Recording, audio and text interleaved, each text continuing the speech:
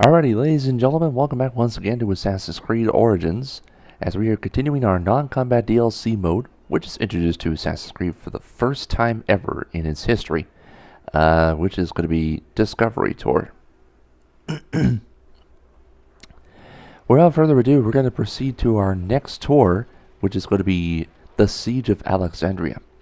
Now, this one's going to be by far the longest tour so far in this walkthrough. There's 22 stations that we're going to be exploring, as we need to learn about the Siege of Alexandria from Julius Caesar's perspective. Estimate time for this one is 20 minutes. Now remember, there is behind the scenes stations here that can happen on any tour, so we'll definitely be on the lookout for that. In the meantime, let us begin, and we're going to run this one as Layla Hassan.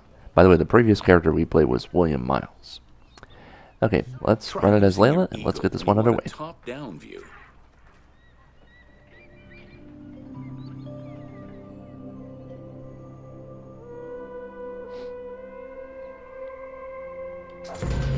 Welcome to the Siege of Alexandria.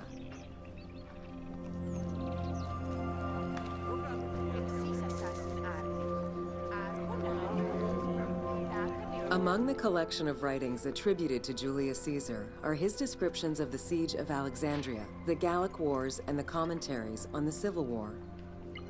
These archives contain information on different campaigns, the Wars of Alexandria, Africa, and Spain. Each of them recounts Caesar's military activity from 58 BCE to 45 BCE. Though Caesar's documents remain a main source of information, it's important to note that the perspective is limited. It is necessary for other historical documents to be taken into consideration to provide a better understanding of events.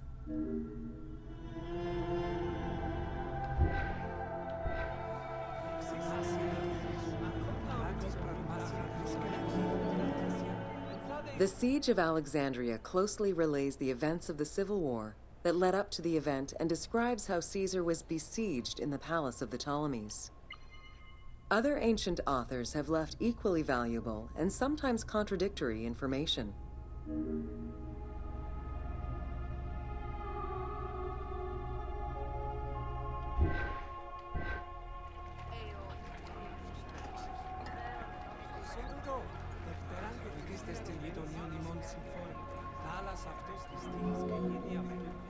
In the events leading up to the Siege of Alexandria, Cleopatra VII and her brother were fighting over control of Egypt.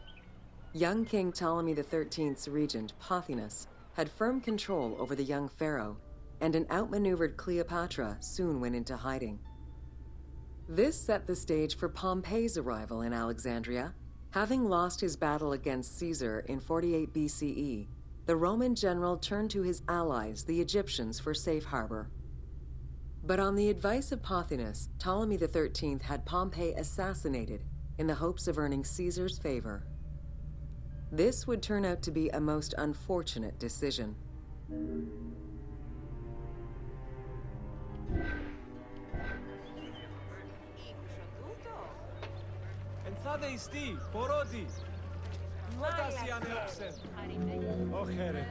Upon his arrival in Alexandria, Caesar was presented with Pompey's head. The sight of a Roman murdered by Egyptians did not sit well with him. Caesar made his displeasure clear, ordering the return of Cleopatra, and for the siblings to resolve their differences and resume their co-rule of Egypt, as per the will of their father. Neither Pothinus nor Ptolemy XIII wished to accede to this demand. While doing his best to aggravate Caesar, Pothinus secretly plotted against the Roman ruler and sent word for Egyptian general Achilles to bring his 20,000 men to fight on his behalf. While Pothinus plotted against Caesar, Cleopatra made a bold move.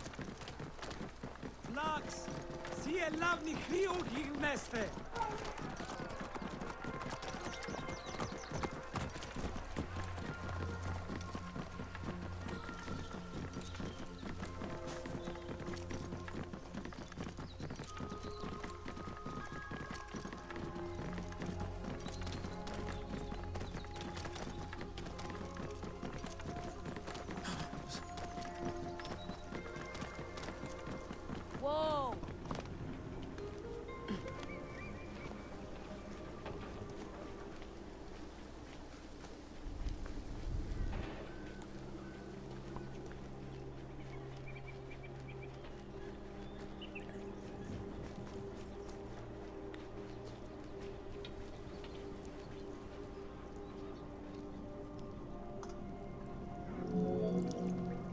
There are various descriptions of the encounter between Caesar and Cleopatra. One report states that she snuck into the palace alone at night. Another account claims she was accompanied by an ally and was brought inside the palace wrapped in a carpet bag. Though exactly what happened at this fateful meeting is up for debate, what is known is that Cleopatra met with Caesar and earned his approval. Pothinus and Ptolemy XIII were most vexed with this turn of events.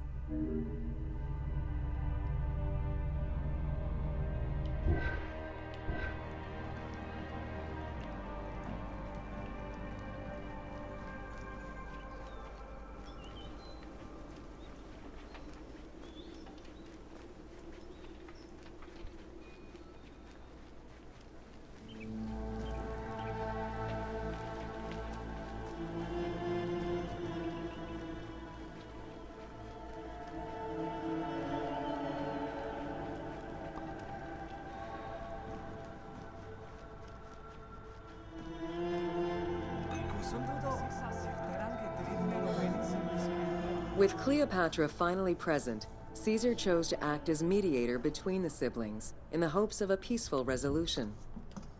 It did not take long for things to sour. During a banquet given to celebrate the reconciliation, there was an assassination attempt on Caesar. It was the Roman leader's own barber who thwarted the attack. Once it was revealed that the king's regent, Pothinus, had ordered the attack, Caesar had him executed. He then placed the young king under guard.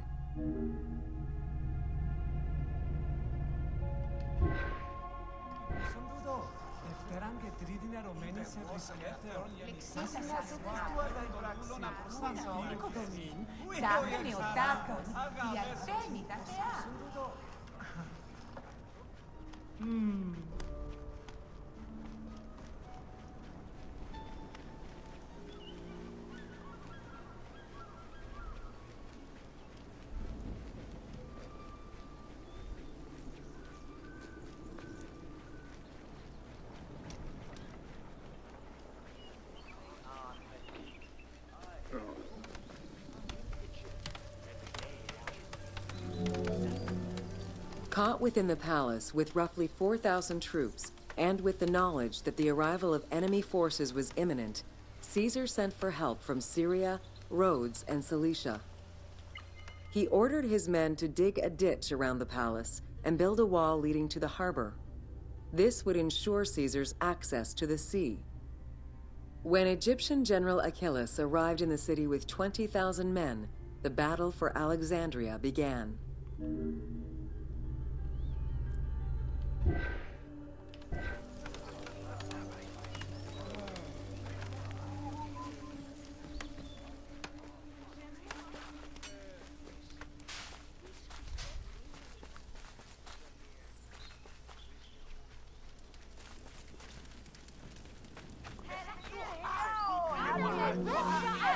With so few men at his disposal, Caesar could not risk a battle just yet. He sent ambassadors to Achilles in the name of Ptolemy to propose a truce. Knowing that the orders did not come from the young king, and angered by the pharaoh's imprisonment, Achilles had the messengers assassinated. With Caesar confined within the palace, Achilles positioned his troops around the city. Skirmishes broke out throughout the streets of Alexandria and went on for several days and nights. Though they were outnumbered, Caesar's men were able to hold the enemy back. This prompted Achilles' next move: capture the Roman fleet stationed in the harbor.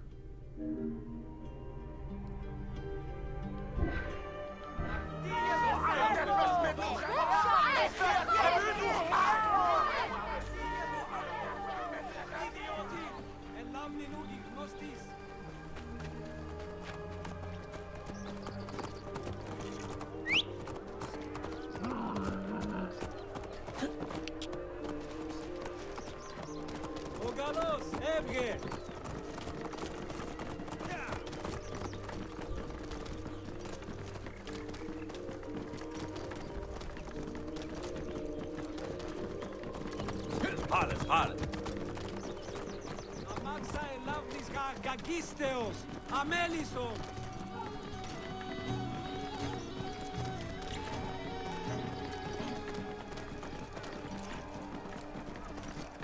Lax, si elavnis biutis meste.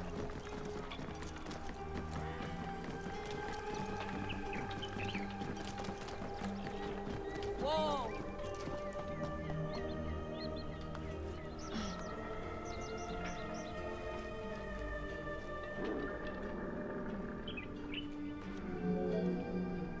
Although the palace offered protection, losing the port meant the end of help and supplies.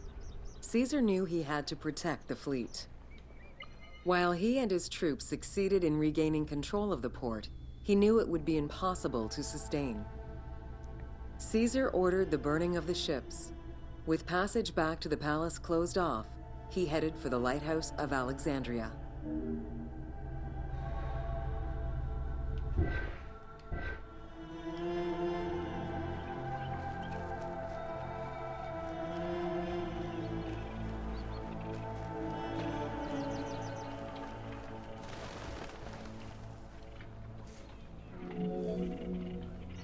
Fighting their way through the Egyptian troops, Caesar and his men eventually reached Pharos Island. There, they took refuge within the lighthouse. With easy access to the open sea, Caesar was able to send messages to his allies requesting reinforcements and more supplies. The island fort also allowed him to control access to the harbor by relying on the chains used by the Egyptians to control ship traffic to and from Alexandria's docks.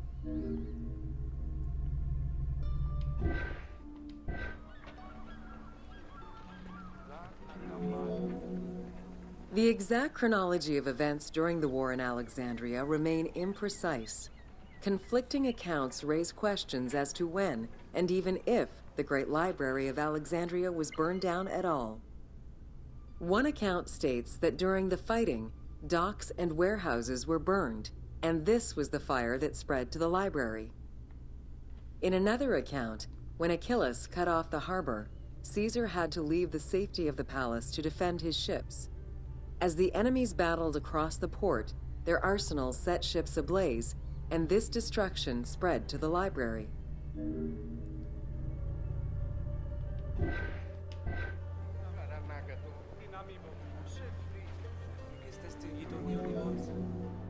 In either case, the Great Library was not completely destroyed.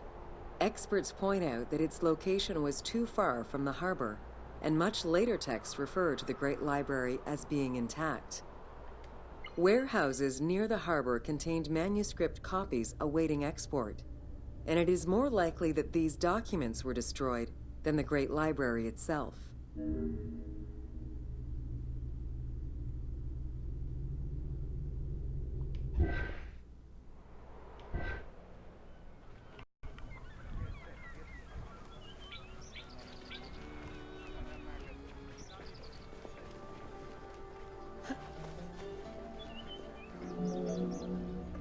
The destruction of the Great Library may have been due to a number of fires over the ages. Its end was probably closer to the 4th century CE, when the Christian Emperor Theodosius I ordered the closure of all pagan temples. While some documents survived after being moved away, it remains unclear just what knowledge may have been lost.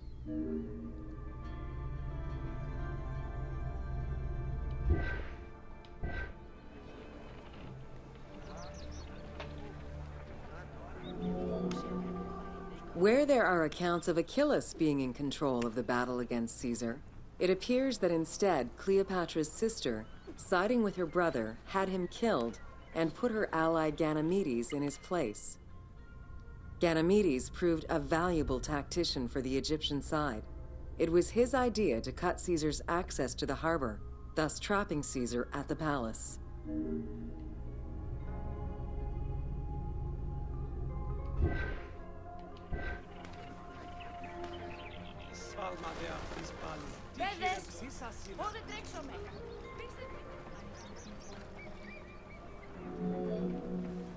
During the time of Ptolemy I, canals had been dug throughout Alexandria to provide fresh water. Ganymedes had his men take control of these canals. After isolating their own water supply, he had his men pour salt water into the canals and cisterns that led to Caesar's camp.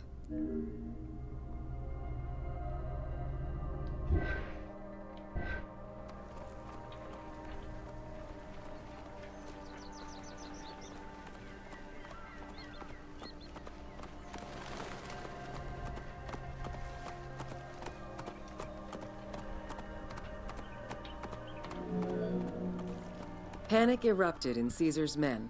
They wouldn't last long without fresh water.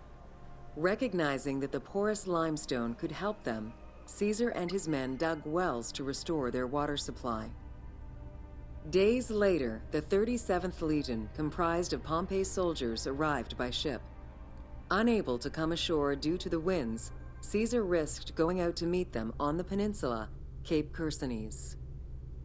When the enemy learned Caesar's location, they rushed to intercept. Despite an obvious advantage for the Alexandrians, Caesar, with a Rhodian ship full of skillful sailors, emerged victorious.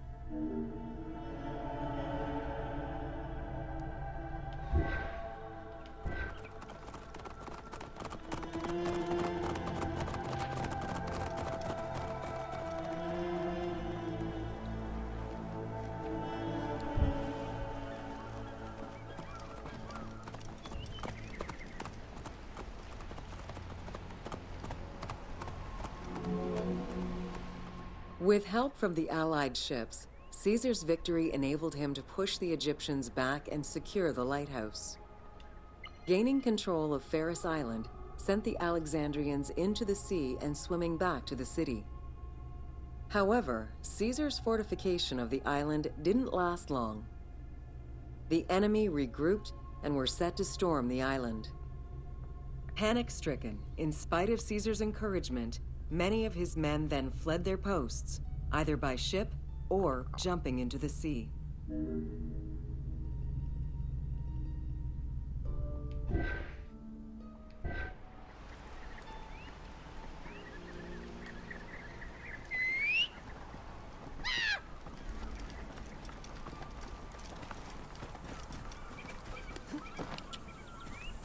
Whoa! Idiodin! And love me nuki gnostis!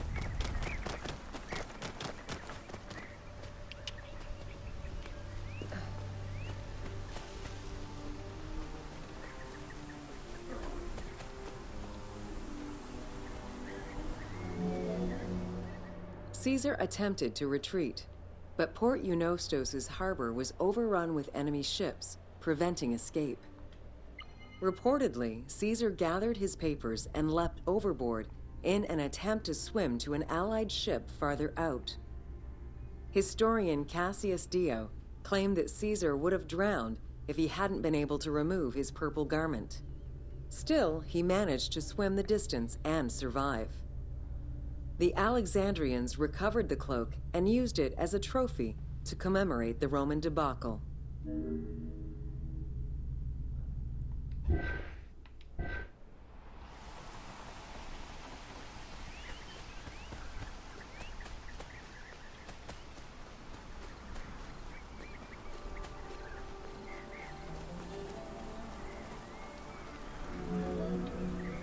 Unhappy with Ganymedes and wanting their king restored, the Alexandrians approached Caesar with a compromise. Caesar agreed to release Ptolemy XIII after entreating him to spare the kingdom and remain loyal to Rome. Once freed, however, the king defied the agreement and continued the war.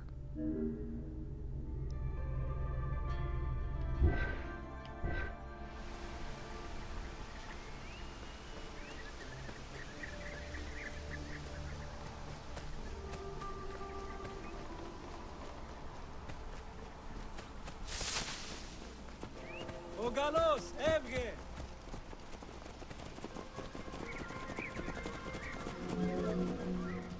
By this time, a faithful ally of Caesar's, Mithridates, arrived in Egypt, clashing with Ptolemy's troops at Pelusium. Outnumbering the enemy, Mithridates secured the region between Pelusium and Alexandria. Ptolemy, warned of Caesar's ally marching on Alexandria, sent his troops to prevent passage over the river.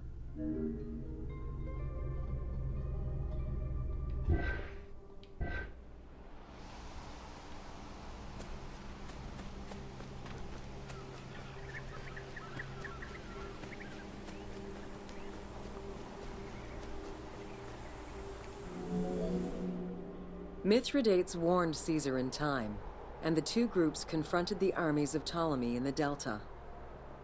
In the Battle of the Nile, the Romans gained the upper hand, sending the Egyptians fleeing. In the tumult and panic, King Ptolemy XIII drowned in the Nile.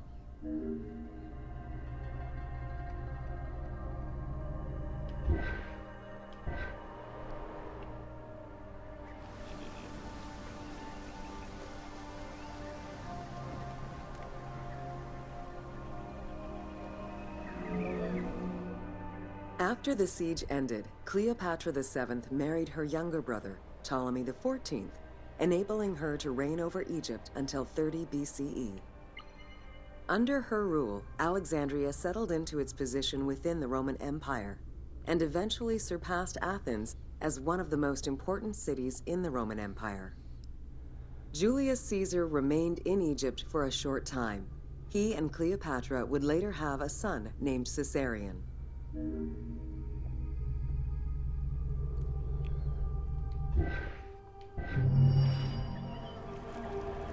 All right, there you have it. That was a very, very long tour right here.